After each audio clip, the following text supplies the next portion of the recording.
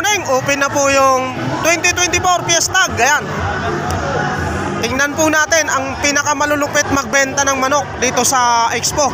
Unang-una po, pupuntahan natin ang EEG. Ayan, tingnan nyo po, dinumog agad ng tao yan. Ayan po, halos tuwing may Expo po, dinudumog sila ng tao dito. Ayan. Ilang oras lang po, ubos na yung manok dyan. Ayan, punong-puno po yan. Yan yung top dito, top na seller ng manok, EEG. Ngayon po, papasyalan naman natin ang Red Game Farm mga sir. Dito po, mas malupit na makikita nyo ang buyer sa Red Game Farm mga sir. Ayan, tingnan nyo kung gaano kadami ang buyer nila. Sa mga nagsasabi po na hindi maganda ang manok nila. Ayan, hindi po ganito, taon-taon po ito tuwing may Expo.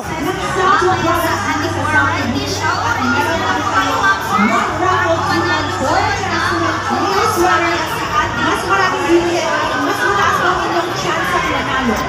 Ano-ano nga ba ating mga sample products sa kanyang? Yan, tingnan nyo mga sir, ganyang kalakas magbenta ang Red Game Farm.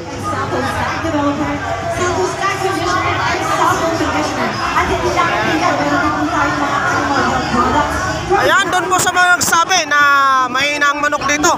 Hindi po ito dadagsayin ng ganito kung talagang hindi solido ang manok. Ayan po, tuwing may event po, ganito po ang nangyayari sa Red Game Farm. Manalo ng Rio Sweater.